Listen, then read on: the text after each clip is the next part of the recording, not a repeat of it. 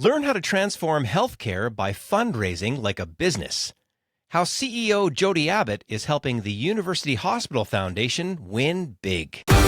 Welcome to the Executive Wins podcast, where senior leaders share their biggest wins so you can get inspired and grow your business. Here's your host, Gordon Shepherd. Welcome to the show. I'm your host, Gordon Shepherd. And before I get started, I want to share a story about the real-world impact that the Executive Wins podcast is having on senior leaders.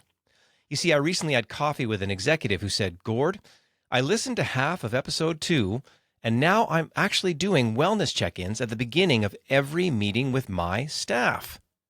Now, that's because on episode 2, Karen Unland, the co-founder of Taproot Publishing, shared her best practice about how she does wellness check-ins at the beginning of every meeting to find out how the people on her remote work team are actually doing.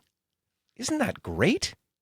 Now, I can't tell you how proud I am that senior leaders are listening, learning, and taking action, because that is exactly why I started the podcast. Now, if you have a story to share about how the show has helped you on your leadership journey, I would love to hear it. You can get in touch with me on LinkedIn or at executivewins.com. On today's episode, you'll learn how to transform healthcare by fundraising like a business.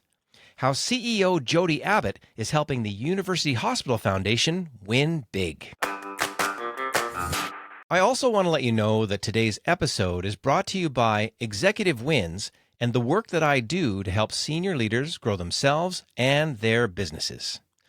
You see, I work as an executive coach, facilitator, and business advisor with a wide variety of clients. And while I look forward to telling you all about it, I want to let you learn about my work from the perspective of one of my clients. Here's a testimonial that Janice Baskin, the manager for the Edmonton Regional Innovation Network, wrote about me. I had the pleasure of working with Gordon Shepherd from Executive Wins to facilitate a large-scale planning and networking day for the Edmonton Regional Innovation Network. Gord was incredibly organized, professional, and detailed throughout the entire process. His confidence and extensive experience were evident in how he handled everything from planning to delivery. On the day of the event, he expertly engaged stakeholders from multiple organizations in strategic sessions and skillfully led a panel of entrepreneurs. His diplomatic approach, combined with his talent for drawing out valuable insights from a crowd, made the entire process seamless. I was thoroughly impressed with his work. So if you would like to learn more about how I can help you and your organization to get more wins, then visit executivewins.com/services to learn more. And now on to today's show. We are lucky to be joined by Dr. Jodi Abbott, the president and CEO of the University Hospital Foundation, located in Edmonton, Alberta, Canada.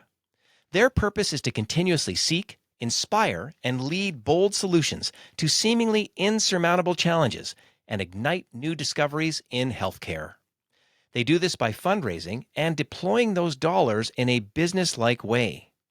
On today's episode, you're going to get a masterclass in how Dr. Abbott helped to pull this off. Not only will she talk about how they have changed the conversation with donors from the tired old way of just asking for a check into actually engaging them to putting their money to use in a sustainable way that gets real results in key areas like Alzheimer's treatment and cardiac care. And she's also going to describe the multi-year journey that it took to build a purpose-driven strategic plan that all levels of the organization now carry out on a day-to-day basis. This episode should be studied by fundraisers, business students, and executives who want to be bold and, in Jodi's words, become agents of hope.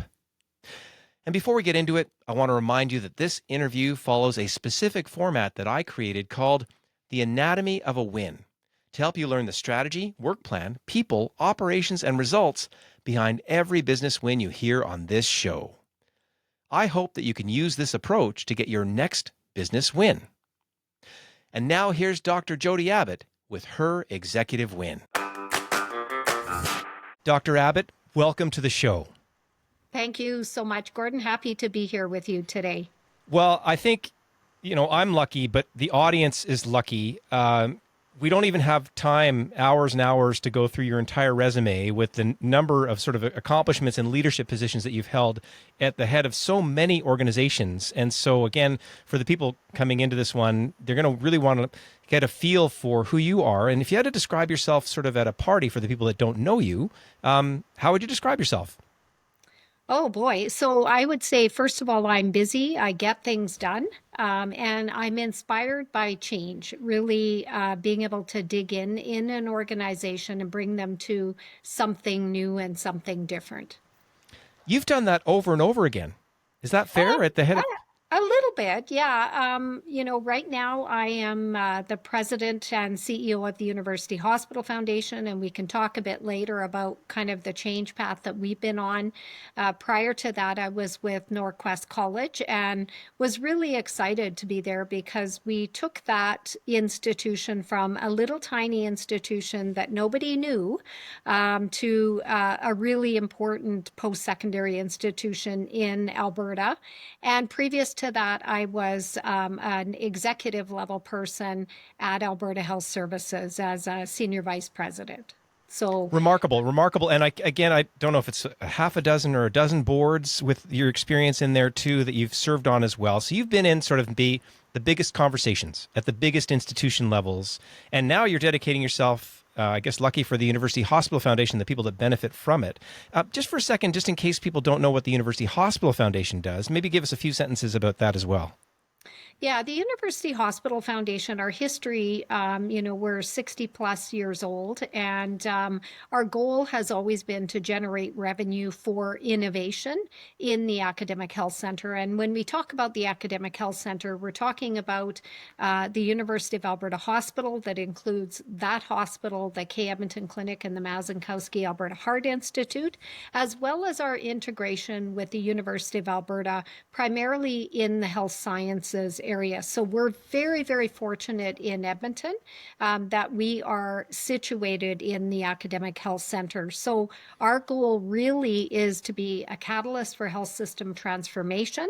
And we do that through generating revenue and funding innovation and change in the health system. And the generating revenue game at that high level is not a simple thing. And I think that's going to lead us into our maybe first question around this, which we ask every leader that comes on the show, which is, if you had to describe your biggest win in the work that you do in the last while, what would it be, and how would you describe it? I would say our biggest win has really been trying to resituate philanthropy into more of a business model versus a traditional charitable sector model, because I think we've had hundreds and hundreds of years of an attitude around charity. And at the end of the day, if we actually operate more like a business and invest and watch where we're going, have really, really good plans, we are going to be able to raise more money, which then goes right back into the health system to do many things. It can be to improve care, but it could also be commercialize a product that ends up being absolutely significant for the health of Canadians and the world. But if I'm a donor, are you just going to ask me to cut a check, say thanks, and get me a nice dinner sometime? Like, what are you doing differently when you say resituate philanthropy?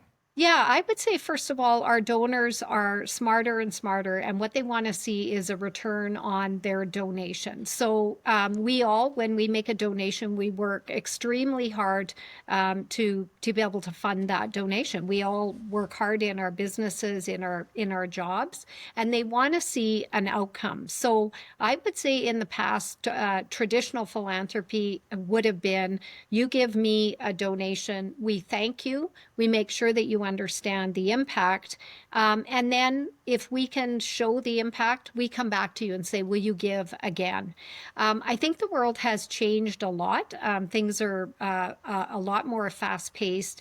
And because of that, we are approaching donors from a different perspective to say, first of all, how do you take this donation more like an investment so you can really see the return on your investment, because that's going to keep the flywheel moving.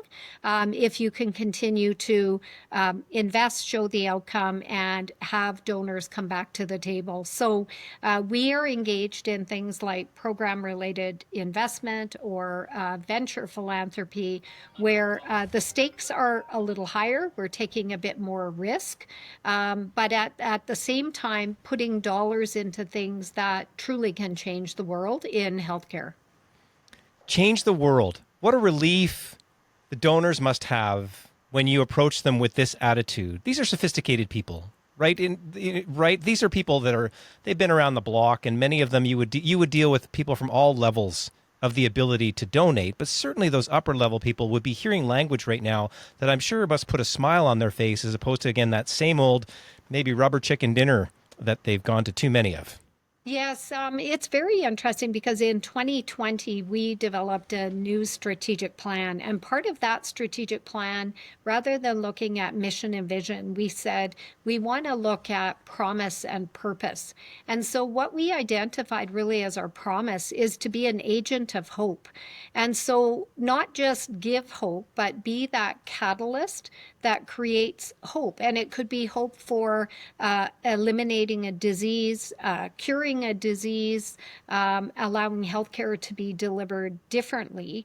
And then our our purpose is very, very bold. It's saying we want to really tackle the biggest health challenges that are out there. We're not afraid of doing that. And through generating revenue, be able to put that revenue and that investment into things that will matter and will truly change the trajectory of health. I love it. Have you got an example of, again, that you can shed some light on for where you've connected one of these, I'm going to say, sophisticated or donors with the philosophy and the approach? Can you just give us an example of someone that you sort of dealt with, and then they wanted to get into your philosophy of seeing that return on their donation, and then what was the end result there? Like, we can get a bit of a story that can pull this all together. Sure. So I would say Don Hunter, who is a donor of ours. Don was in his prime involved in oil and gas in Alberta. Don's in his 90s now. He had his spouse had Alzheimer's disease, and unfortunately, Sophie passed away almost a year ago. And he had really looked at who's doing the most progressive work in Alzheimer's. So he looked around the world. He wanted to donate and put his money somewhere. And interestingly, he found it right here at the University of Alberta. Dr. Jack Jamandis and Lauren Terrell were working on a drug, essentially a chemical compound that would reduce Alzheimer's in mice, so reducing dementia in mice. And so through the relationship we built with Don, he made a $4 million donation, and he said, rather than leave it in my will, what I want to do is I want to activate the money now because I want to see what can happen. So what we did is we worked with the researchers, and through that, Don said, I want to give this money to the University Hospital Foundation, but I want you to be able to find matching donors. Well, as you can imagine, dementia and Alzheimer's, no matter where you look, you know someone, family member, and all of the spillover of those people doing the care. It's everywhere in our community, sadly. And so what we did, we were able to raise, and I think we're still raising money. We're probably sitting at about $12 million right now. And through this, what we're able to do is invest in the researchers that are going to take this drug to clinical trials and ideally put it into my hands and your hands. So instead of us just giving a grant to a researcher, because that's typically what we would do. We would grant the money and we would say, give us an update when you're making impact. And if they hit it big, they would come back and say thank you and give us a handshake. But it wasn't doing anything to really ensure sustainability of our organization so that we can do this with other areas. So Don was very astute and said, yes, I do want to be be involved in using my donation as an investment. So what's happening now is those researchers have developed a company, and we will be able to make a program-related investment. We have money in the bank that we invest on, mortgages, stocks and bonds all the time. But this allows us to directly invest in health and really changing the trajectory of Alzheimer's disease. And so there's tremendous interest from donors because they can see that this can really put the University Hospital Foundation in an incredible position to support other things as they come forward.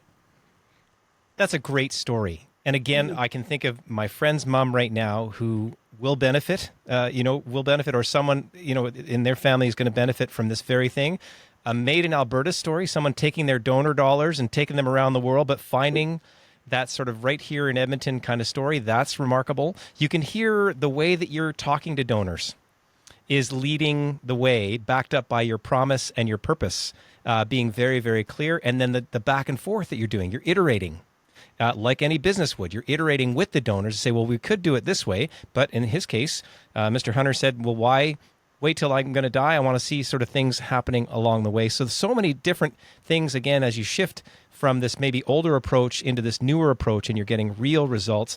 It's pretty remarkable. At this moment in the conversation, I always like to introduce and kind of break it down a little bit. I call it the anatomy of a win, where I like to learn the strategy, work plan, people, operations, and results behind the win in a little bit more detail. Your strategy doesn't include that vision and mission. And that's interesting. That's distinct that you said, wait a second, we're not going to do it the old way in strategic planning either. We're going to have a promise and a purpose. What was the language choice there? Why was that important? And again, if you can lead me into then the strategy of this shift in approach to making dollars be more business-like, that'd be great. Yeah, so I think promise and purpose, what we and certainly I saw in my career, is every time you sit down to have a mission and vision discussion, it was like, well, what's mission and what's vision? And then you get into this wordsmithing and you put everything down on a flip chart usually, and it changes and everybody doesn't like every word. And so we were honestly just looking for clarity. It was, how do we say our promise is we are going to be an agent of hope, and our purpose is we're going to tackle the biggest challenges we have in health to be able to transform it. Those two comments are pretty clear. So people can know what is it that we're doing. And are they big? Yep, they're big. But we didn't shy away from that. Now, getting there was interesting. I joined the foundation in 2020, January 2020, right, of course, shortly after COVID hit. And I took a look at our plan, and I would say we had probably more like a one-page annual tactical plan on here's what we're going to achieve. And coming into the organization, I wanted to make sure that we had something incredibly aspirational, something that would push us. And so we started with a really deep analysis of who we are. It included, employee interviews. I report to a board, so I had to make sure that I was having those conversations. So having conversations with the board. And then we did a really deep external review. And that external review was a little scary in terms of what people were saying about us. We did a brand study. We talked to government. We talked to partners and said, look, we honestly want to know from you what we're doing well and what we're not doing well. And what came out of that was that we were going to be left behind because we weren't changing with the fast-paced world. We were in a mentality of this is how you do philanthropy and fundraising. And so with that, we did two parallel processes, one building the strategy and one building what is the role of the board, because we also knew that the board's role needed to be able to support the new strategy, not maybe be what it was before. So we did this joint joint strategy. And through that, we created what we call our house diagram, where we have our purpose and promise at the top. And then we said, in order to achieve this, what do we need to do? And so the foundation of the house are our strategic enablers.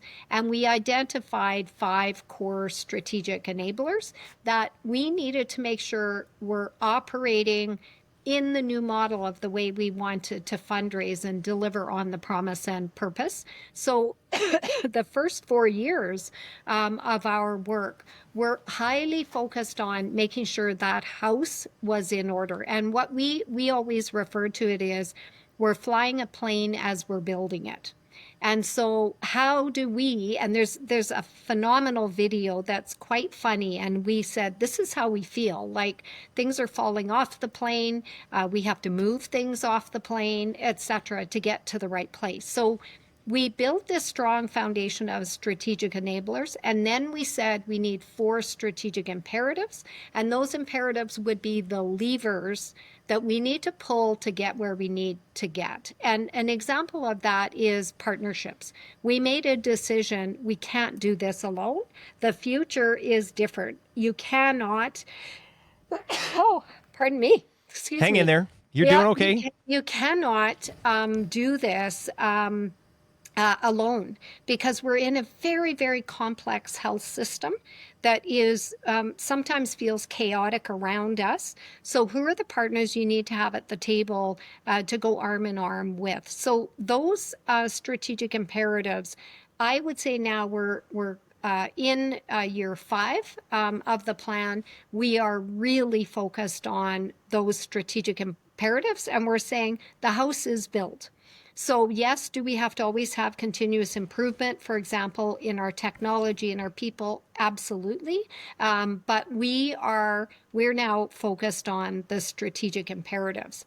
From that came 2 things, really. An annual scorecard that essentially is the organization scorecard and my scorecard. And it is a rewards-based scorecard. And it is entirely tied to the strategic plan, not day-to-day operations. And then we rolled that scorecard down into the organization. So people are incentivized to work on things that are going to move the strategy forward rather than the day-to-day work. Because really the day-to-day work should be the strategy work.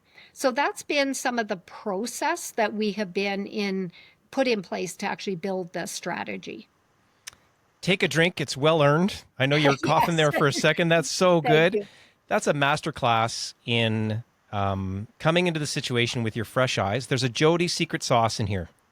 There's something that you're doing in the conversations as the guide, as the senior leader in this situation, to manage those conversations, to change the language, to say we're not going to do it that way. You're leading that culture shift. You've obviously done it again at other major institutions. You're bringing that secret sauce into this situation. I can hear it super clearly. And the work that I do facilitatively in consulting, I remember one time getting lost in 2 hours watching a poor board try and put a comma somewhere in a mission statement. And I died a slow death. And I remember after that day, I refused to ever do that again. So this idea of challenging the language, promise, purpose, imperative. These are words that people can get into very quickly. And when you're talking about what you've done here, clearly you've created alignment and you knew you were going to do it at the top end, but you also had that vision that you were going to take it all the way down to the shop floor to make sure that you said you did that. And you can hear the different steps that are in there. You've built this strong house with the strong foundation.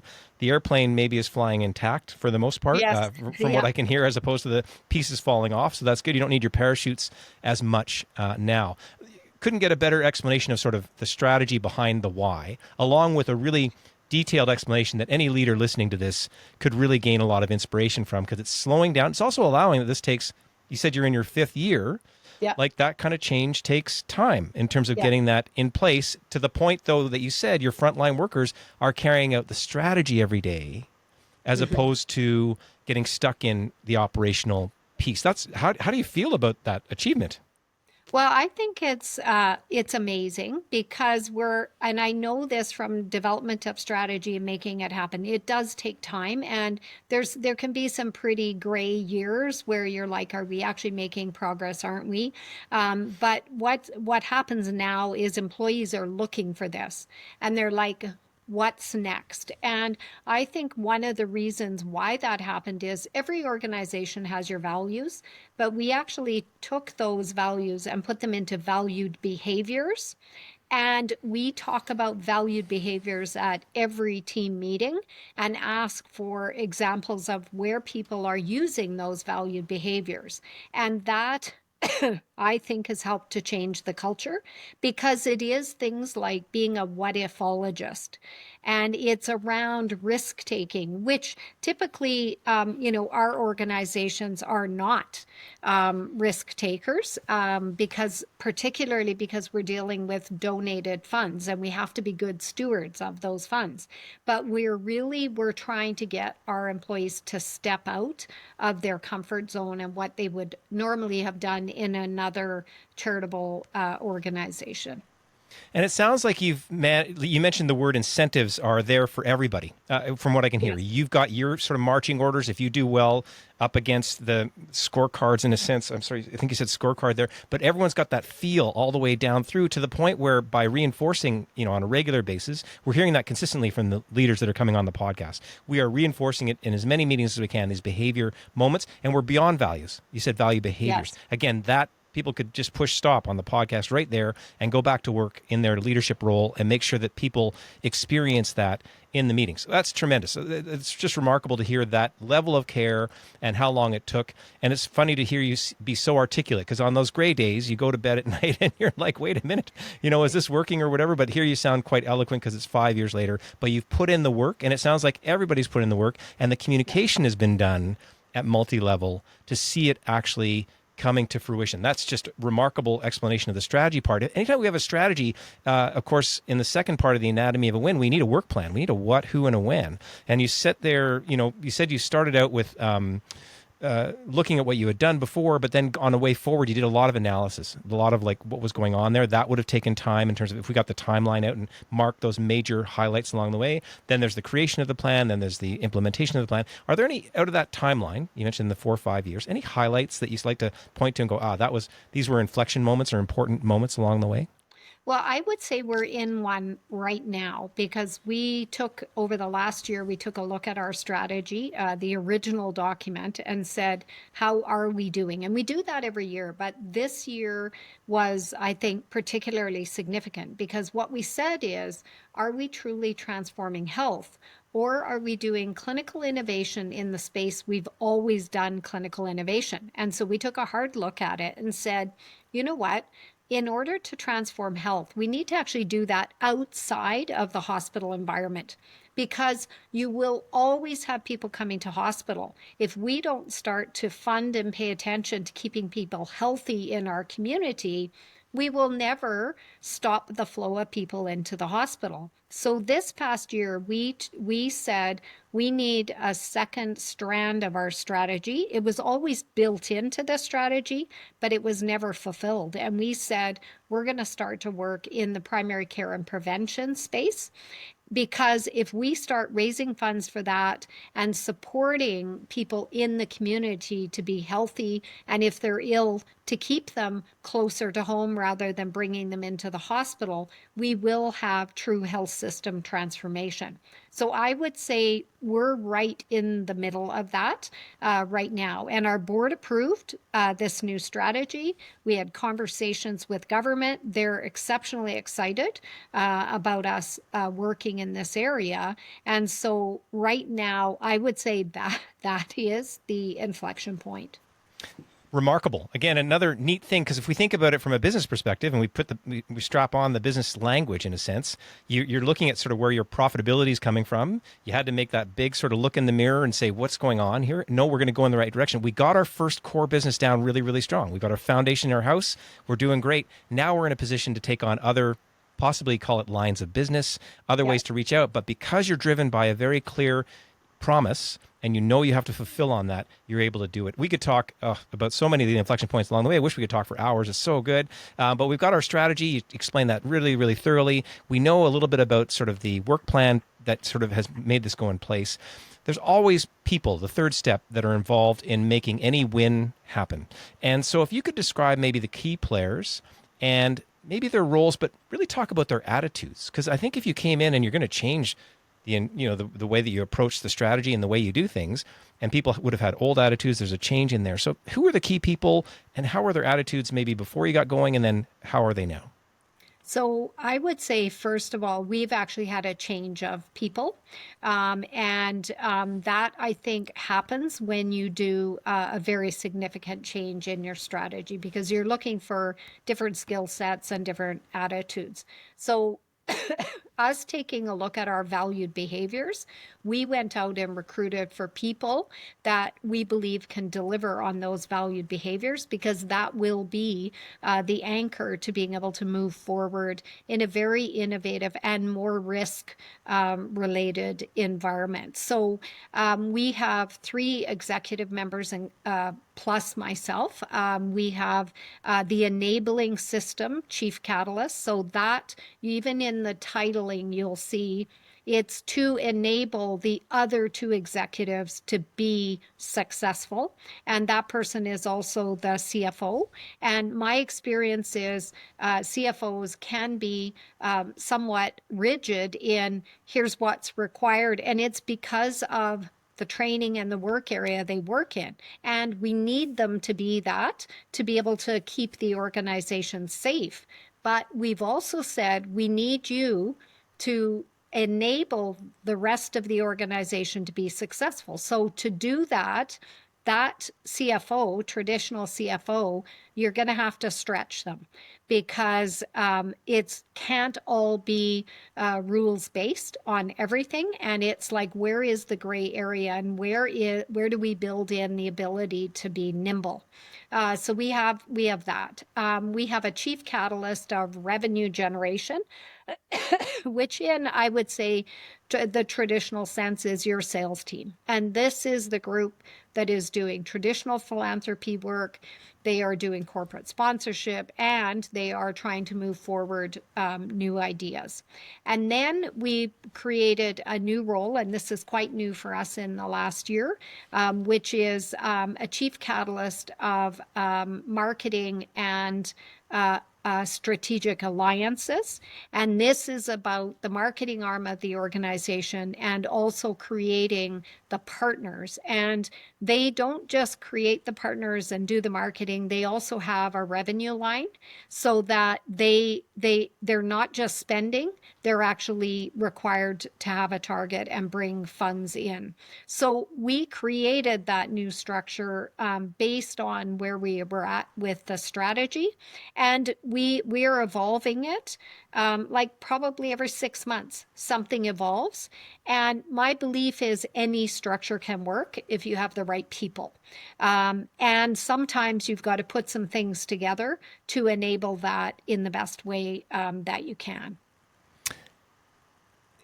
So it's not just at the donor contact point, it's internal as well, right? So, and fun for me because I'm hearing promise and purpose. I hear catalyst and enabler. The people coming to work there would be really encouraged immediately by just simply the name changes, but there's so much significance to what that means as well. How has your own leadership internal voice evolved? I mean, you've been in leadership roles for a number of years. So are you able to adapt to this language? Are you leading the charge on the language change? Like how does it going internally for you? So I would say absolutely I've had to adapt. I would say over the years I was probably quite a traditional leader and I was sometimes afraid to make decisions because of the risk. I would say I'm on the opposite end of that spectrum now. I like to push the language change. I'm somebody who gets bored quite quickly. So if we're not changing, I think it was Drucker said, if you don't change, you die. And to me, that is it for my own career as well. That as long as I can be moving something forward and making a difference, then that's good. And I know when we pick the titles, even of our executive members, there was a bit of like, you're calling them chief catalysts, like this is really weird and out there. And it's like, yep. But what we are trying to do is we are trying to differentiate ourselves. And interestingly, when you do that and you do it well, others follow. And that's a compliment. And it also is somebody kind of up your back saying, you better keep moving because we're going to catch you. And so being a first mover is important. And being a planful first mover, I think is critical. And how lucky to keep your own work fresh, right? Because I'm sure you've got some laurels. We could go dig them up and you could rest on them, but you're not. You're wanting to be out on you want to be in the transformational thing. And it sounds like you want to leave it better than when you kind of got there, which is a great thing as well. That's great. So we talked about the strategy, the work plan, the people you described really well, and a little bit of your own sort of experience in there. The fourth part is operationally. If we're going to have a win, we have to have some operational components. There may be, in this case, the strategy sort of had to evolve.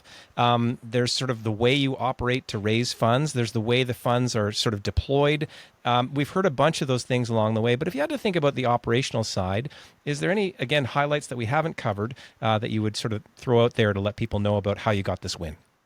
Yeah, I would say that operationally, and it's something that we're consistently working on, is how do we become more flexible in our processes? Because when I joined the organization, we were process light. And I would say the process light was dangerous because we weren't able to fulfill maybe everything we should have been fulfilling. And what happened is we brought process in, and I would say now we're process heavy. So the pendulum swung, which happens in organizations. So now it's how do you actually, if we're trying to be nimble, how do we make sure that our processes are nimble? And to me, one of the only ways you can do that is having the people who are maybe more the back end employees that are important in the organization, have them understand what the donors' needs are, what the investors' needs are, what the corporate sponsors' needs are, because you can have a real gap there. And that is a piece we're trying to bridge right now to be really customer centric, and not just with our external customer, but our internal customers. Because if we've got, our chief revenue catalyst out there trying to bring in a $5 million donation or investment, but it takes 5 months for us to get something done internally, that will be lost because people will go to the next organization. And if those people who are managing that process don't truly understand the experience of the donor, it's pretty hard to get them to be riled up to make the change. So that is an area that I think the process piece is critically important. And given that we're bringing in a new line of business, we're right now saying, what needs to change in our business model to be able to be working outside of the controlled environment of a hospital and really going to community, which is massive. And what does a business model need to look like so that we can be successful? There's what I would, if I'm putting a couple words together, I'm going to say agile humility. You didn't sort of get your process in place and say, well, that's the process and that's the way we do things. There's a humility in this to say, well, we needed some process, so we got a lot in. Oh, wait, I think we've got too much. So you're aware, again, of that plane in flight, that it's never kind of fully formed in a sense, and you're allowing those changes that are needed on the fly to occur. And this customer-centric language, I'm a fan. Again, having done a little bit of consulting work with nonprofits as well, and they get stuck in those sort of old ways of doing things, and that end user often gets forgotten at certain conversations. But you're saying, no, we got to dig back in and really understand them, especially when we're going out to these other areas. Wow. Strategy, work plan, people, operations. Finally, there's the results. If we have a win, we have to be able to measure something qualitatively, quantitatively. What are the result highlights that you would kind of point out to people with all this big change that you made?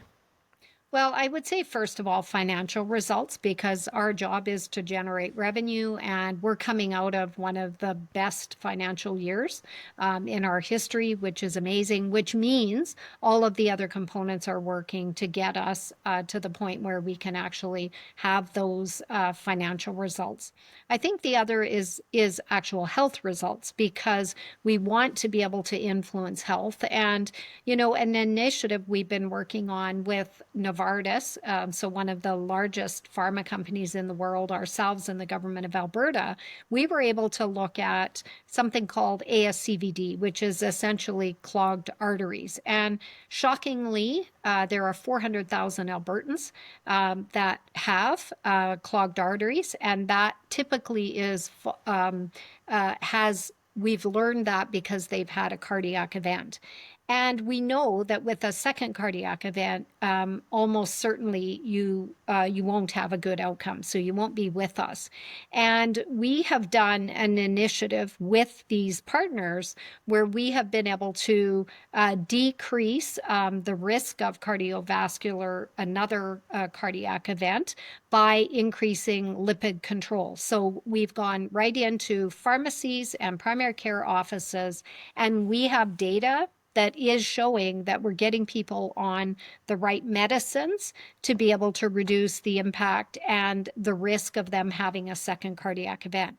That, to me, is about what transformation in health is about, because it's about creating better lives for Albertans and saving lives for Albertans. So what's interesting about our work is, yes, we have the traditional metrics of, financial metrics, people metrics, but we also have something pretty special that we can say, as a result of the intervention that we are funding, we're actually keeping Albertans healthier and alive. Partnering in the cutting edge of Alzheimer's research, I heard today.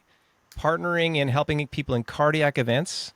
I was hitting your website. There's about, I'm sure, 10 other areas we would talk about where you're having major impacts in the way that you can. And now this thing of prevention in the community is also a big part of that second line that you're going on along the way. Wow, that's just, anyway, what a pleasure to speak with you and hear about your leadership journey, and then the journey of your entire gang to get to ultimately raising more money and having a bigger impact on Albertans. Is there something you'd like to say about this, to put a bow on it? Is there a few sentences that you can put together to wrap this up for us?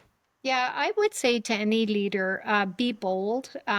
You will doubt yourself along the way. But if you actually have that good strategic plan and you just put your head down, particularly in chaos. I mean, we're living in chaos right now in health. Put your head down and keep to your plan. It matters, and you will see the results. Super inspiring to have you on. Dr. Abbott, thank you so much for being on the show. Very happy to be here. Thanks so much, Gordon. Be bold, put your customers first, and be a catalyst for change. That's how Dr. Jodi Abbott has helped the University Hospital Foundation become a cutting-edge fundraising organization. Thank you, Jodi, for sharing your inspiring win.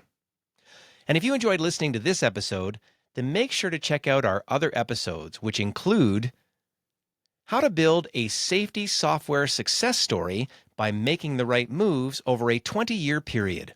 How CEO Dan McDonald is winning with Biz Safety Software.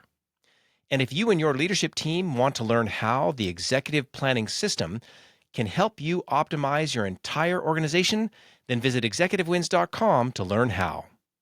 You can also subscribe to the Executive Wins monthly newsletter to stay up to date on the podcast, live events, education opportunities, and more. Visit executivewins.com/newsletter to sign up. And if you enjoyed today's episode, be sure to rate, review, and subscribe, and share it with a fellow leader. And don't forget to check out our resources and links in the show notes. And keep listening to the Executive Wins podcast for more inspiring wins that will help you grow yourself, your team, and your entire business. Thanks for listening to the Executive Wins podcast. Make sure to rate, review, and subscribe as we bring you more inspiring wins from outstanding leaders so you can grow your business.